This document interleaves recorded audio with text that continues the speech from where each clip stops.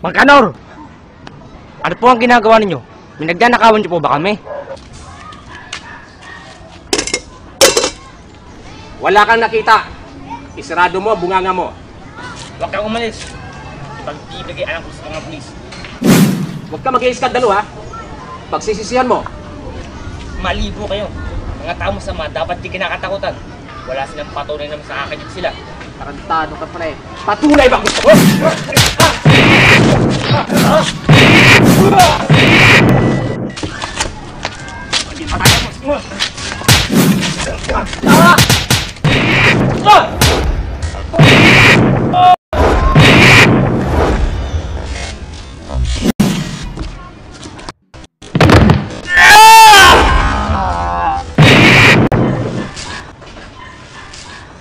Hindi lang yan ang aabutin mo.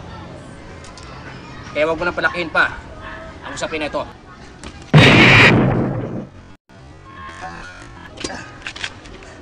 Mang Kanor! Naiwan niyo po yung inakaw ninyo. Yan ang gusto ko. Masunurin. At marunong makisama. Kailan ako pwedeng bumalik?